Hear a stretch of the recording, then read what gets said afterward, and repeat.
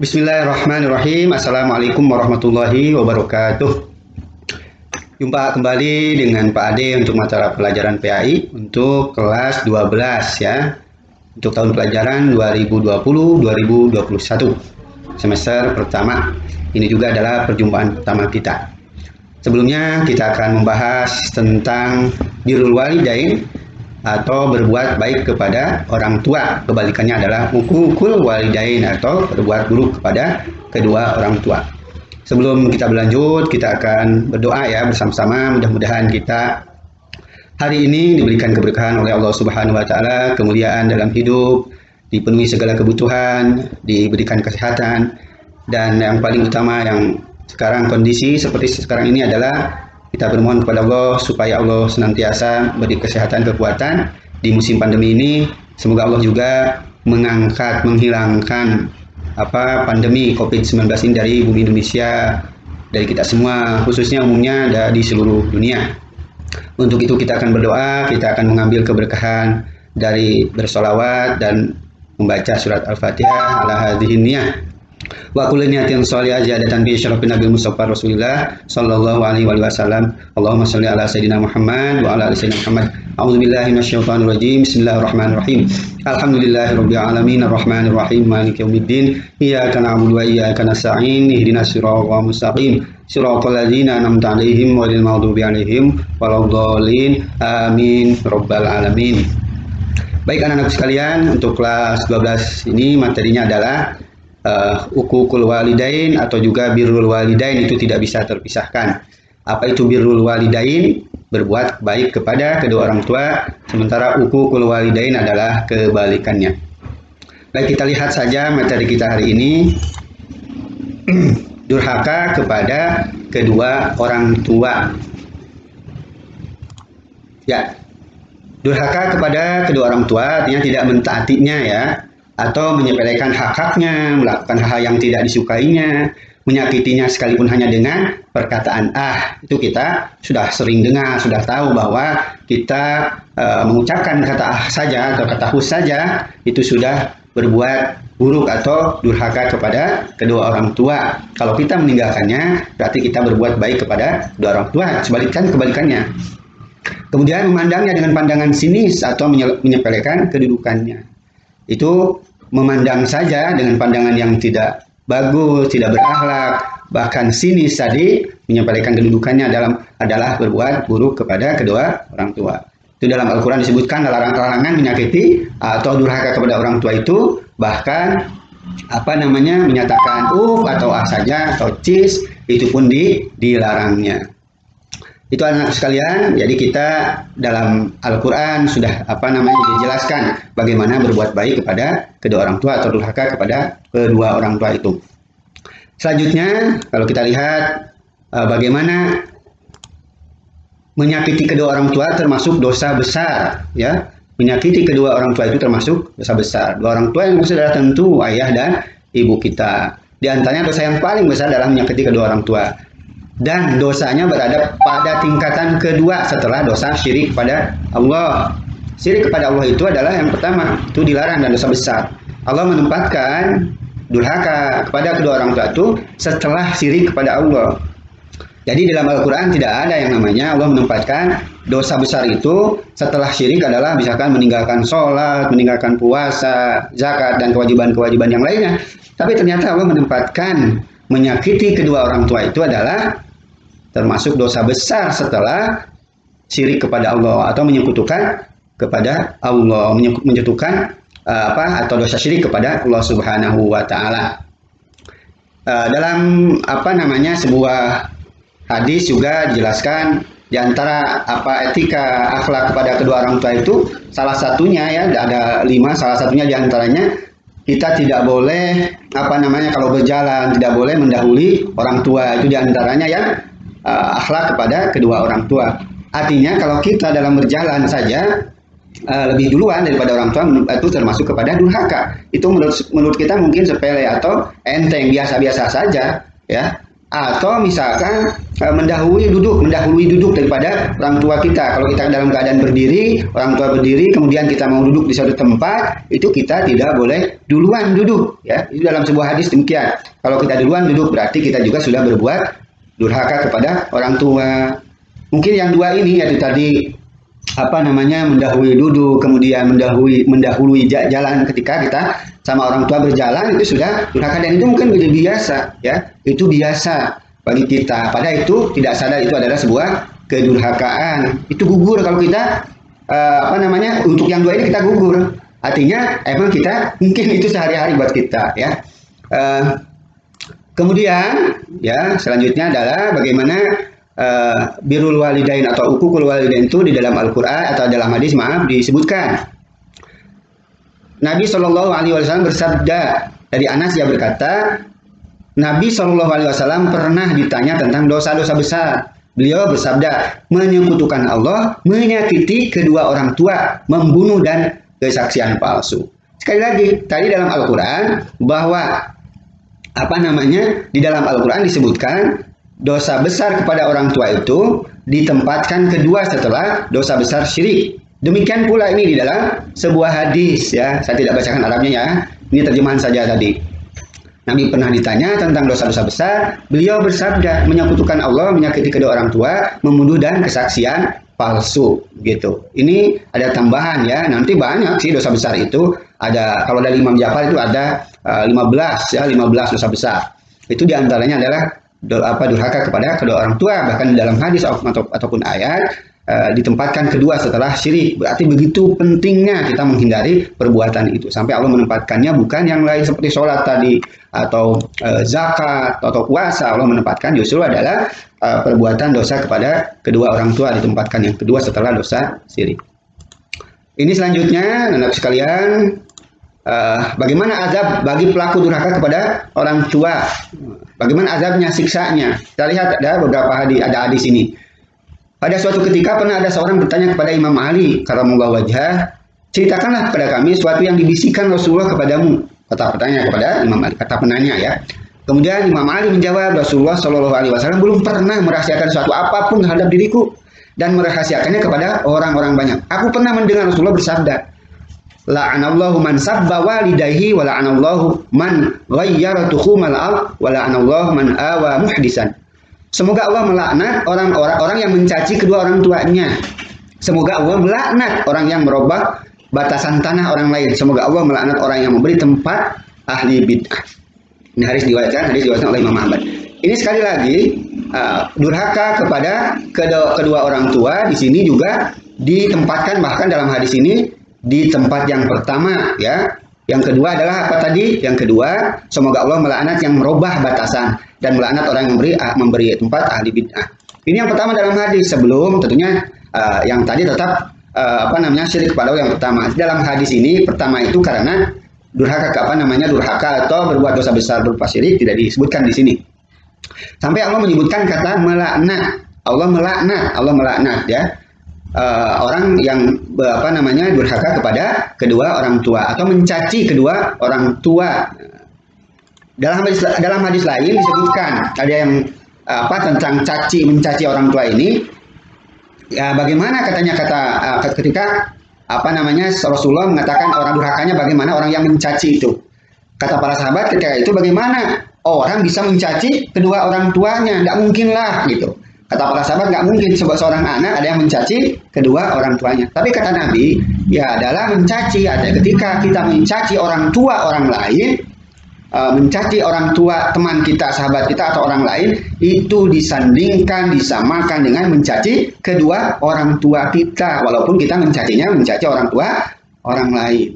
Sebegitu besarnya dosa kepada orang tua sehingga disebut orang yang mencaci itu dilaknat, ya. Orang yang mencaci kedua orang tua itu dilaknat oleh Allah Subhanahu wa taala. Walaupun tadi kata pertanyaan para sahabat tadi, tidak mungkinlah kita mencaci orang tua.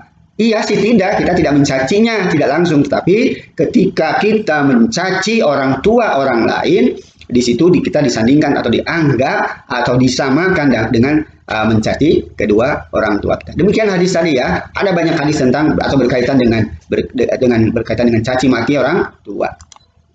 Selanjutnya anak-anakku sekalian, ini ada lagi nih hadis. Dalam hadis lain Rasulullah bersabda, "Iyyakum wa uquqal walidain. Fa innal jannata yujadu rihuha min masirati alfi am wa la yajidu rihaha akun wala qati'ur rahim." Hindarilah oleh kalian perbuatan menyakiti kedua orang tua. Sesungguhnya bau surga itu dapat dicium dari jarak perjalanan 1000 tahun.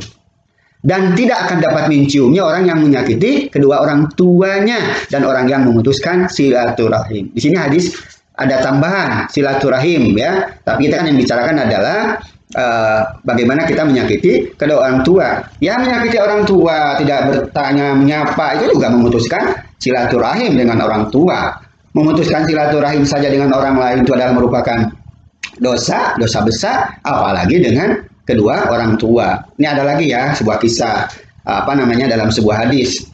Gini, kalau kita mungkin ada teman sahabat yang sakit, ketika kita tidak menengoknya, rasanya gimana gitu. Makanya kita menengoknya, rasanya nggak enak kan sahabat, apalagi itu orangnya baik. Artinya kita pedulilah sama orang lain yang sakit itu. Nah, apalagi ini ada kata apalagi yang sakit itu adalah orang tua sendiri. Ya, kita sama orang lain saja peduli untuk menjenguk ketika dia sakit, mungkin karena tidak rasa enak, tidak kayaknya nggak kompak gitu, punya teman sakit tidak dikunjungi, tidak dijenguk. Nah, kata-katanya adalah apalagi orang tua. Kalau tidak enak sama teman, kenapa sama orang tua kita itu nggak merasa tidak enak kalau tidak menjenguknya? Bahkan mungkin mudah-mudahan tidak ada di antara kita yang demikian, bahkan tidak peduli orang tua sakit atau tidak mau menjenguknya, ya, tidak seperti itu. Itu dalam riwayat lain ya. Jadi hindarilah oleh kalian perbuatan menyakiti kedua orang tua. Karena apa? Perjalanan bau surga itu dapat dicium dari jarak perjalanan 1000 tahun. 1000 tahun itu bisa dicium. Bayangkan 1000 tahun, kita nggak sampai hidup segitu ya. Tidak hidup 1000 tahun. Nah, tetapi bagi orang yang menyakiti kedua orang tua tidak bisa menciumnya, mencium bau surga itu ya. Tidak bisa mencium bau surga bagi orang yang menyakiti kedua orang tua. Padahal kalau tidak kita menyakiti orang tua itu, bau surga itu bisa atau dapat dicium 1000 tahun jaraknya. Itu ya keutamaan berbuat baik kepada orang tua dan bagaimana kita harus menghindari berbuat buruk kepada kedua orang tua. Hadis itu melengkapi ya apa yang saya ceritakan tadi, menjenguk teman saja bisa karena ini itu tidak enak segala macam karena persahabatan, tidak enak lah. Kenapa sama orang tua tidak bersikap sedemikian, tidak enak, apalagi tidak enak orang tua gitu loh. Ya, itu penjelasan dari hadis-hadis yang disampaikan oleh Rasulullah. Selanjutnya anak sekalian, ini orang yang menyakiti kedua orang tuanya tidak akan mencium bau surga. Hadis lain ya. Abdullah bin Amr bin As menceritakan bahwa Rasulullah SAW telah bersabda, ada 3 macam orang yang diharamkan Allah masuk surga. Satu pecandu khamar. Kalau kita sekarang mungkin tidak harus khamar ya, bisa nafzah yang lainnya, sabu dan lain-lainnya, ganja. Orang yang menyakiti kedua orang tua yang kedua, kemudian ada yang lainnya yang disebut dalam hadis ini ilmu yang mengizinkan keluarga melacur. Tapi yang intinya adalah kita tidak bisa masuk atau bisa mencium, baru masuk ya, menciumnya saja kita tidak diizinkan oleh Allah karena durhaka kepada orang tua. Ada 3 tadi ya, satu pecandu narkoba atau khamar, yang kemudian dia sebagai pelacur atau germonya ya, yang melacurkan orang. Mohon maaf mungkin ini bahasanya yang tidak bisa saya sederhanakan seperti apa, tapi yang intinya di dalam hadis ini durhaka kepada orang tua, termasuk orang yang tidak akan mencium bau surga, apalagi masuknya mencium saja tidak diizinkan oleh Allah Subhanahu wa taala. Selanjutnya ini keutamaan atau fadilah ya, birrul walidain. Kita kebalikannya saja ya dari uququl walidain, kebalikannya adalah birrul walidain. Birrul artinya berbuat baik kepada kedua orang tua. Ini ada hadis lagi ya, kita baca terjemahnya. Aku bertanya kepada Rasulullah Shallallahu Alaihi Wasallam, amal perbuatan apakah yang paling disukai Allah? Dalam riwayat yang lain disebutkan amal perbuatan apakah yang paling utama? Rasulullah Shallallahu Alaihi Wasallam menjawab, salat pada waktunya. Aku bertanya lagi, kemudian apa lagi? Rasulullah menjawab, berbaktilah kepada kedua orang tua. Bahkan di dalam hadis lain, keutamaan baik kepada orang tua itu terutama ini berlaku ya, maupun bapak maupun ibu sama saja. Kalau di dalam hadis kan biasa kita ibumu ya yang kita kenal hadis. Tetapi sebetulnya sama, posisinya sama, kondisinya sama, ibu atau bapak sama, berbuat baik kepada mereka itu sama, disamaratakan. Bukan karena hadis itu disebutkan kepada ibu berarti bapak tidak, atau sebaliknya dalam hadis lain ada bapak ibu tidak, sama. Ya, maka disebut walidain, birrul walidain atau ukukul walidain. Itu walidain itu kedua orang tua, bukan bapak atau ibu yang terpisah ya. Itu hadis yang lain ya yang menjelaskan tentang bagaimana kita berbuat baik kepada kedua orang tua atau berbuat buruk kepada kedua orang tua. Sedikit lagi ini tentang hadis lagi, apabila ini ada berapa hadis tadi, 3 ya sampai 4 dengan ini. Apabila seorang masuk surga, ada orang yang menanyakan kedua orang tuanya, istrinya dan anaknya, maka ditanya kepadanya, mereka belum sampai pada derajatmu amalmu. Maka ia berkata, ya Tuhanku, aku telah beramal untukku dan untuk mereka. Maka permohonannya dikabulkan. Disuruhlah mereka, orang tua mereka itu, istri anak untuk bergabung dengan dia. Itu artinya nanti di surga ada kondisi yang seperti ini. Seorang kita misalkan masuk surga, kemudian nanya, mana orang tuamu, kok nggak masuk? Istrimu nggak ada juga, gitu. Kemudian anakmu juga kemana, gitu. Maka dikatakan kepadanya, mereka belum sampai derajatmu dan amalmu. Maka ia berkata, ya Tuhanku, ya, telah beramal untukku dan untuk mereka. Ya Tuhanku, aku telah beramal untukku dan untuk mereka. Jadi amal perbuatan dia itu yang tadi masuk surga, sementara keluarganya, orang tuanya, istrinya, anaknya atau suaminya ya, itu belum sampai ke derajat dia bisa masuk surga. Kenapa dia bisa masuk surga? Kata dia yang masuk surga tadi, aku ini masuk surga karena amalku dan amal perbuatan ya untuk mereka. Kenapa mereka juga tidak masuk surga? Akhirnya apa di hadis ini? Orang yang tadi yang belum masuk itu, yang derajatnya belum sampai untuk masuk surga, setelah orang itu berdoa kepada Allah, memohon kepada Allah, dengan menyebutkan amal tadi, permohonannya dikabulkan, maka orang-orang yang tertinggal yang belum masuk surga tadi, ya, orang-orang yang tertinggal yang belum masuk surga bareng bersama-sama anak tadi, atau suami atau istri tadi, akhirnya bergabung bersama orang yang awal masuk surga karena amal-amalnya gitu. Ini terakhir anak-anakku sekalian, kita ada beberapa yang harus kita lewatkan saja, tapi ini juga sudah terakhir. Ini yang terakhir, kita lihat. Ya, ini banyak hadis ya. Kalau kalian ayatnya tentang kewajiban kita berbuat baik kepada orang tua, yaitu a'udzubillahi minasyaitonirrajim, bismillahirrahmanirrahim, wa qadara rabbuka alla ta'budu illa iyyah wa bil walidaini ihsana. Itu kan sebuah ayat dari ayat. Ini kita banyak bicara tentang hadis ya. Hadisnya sampai kurang lebih 5 ya. Ada yang dilewat juga sama saya. Ini hadis yang lain, orang yang menyakiti kedua orang tuanya akan disegerakan siksaannya di dunia. Di dunia saja orang yang menyakiti kedua orang tua itu disegerakan tuh siksanya. Ini dari hadis Nabi, setiap perbuatan dosa diampuni Allah Subhanahu wa taala sekehendaknya hingga hari kiamat nanti, kecuali dosa yang menyakiti kedua orang tua. Dia akan menyegerakan siksaannya terhadap pelakunya di dunia sebelum pelakunya mati. Bagaimana jenis siksaan yang mungkin kita tidak terasa, ya, tidak merasakan bahwa itu adalah sebuah siksaan karena durhaka kepada orang tua. Bisa jadi mungkin keberkahan dalam hidup, ya, banyak jenisnya.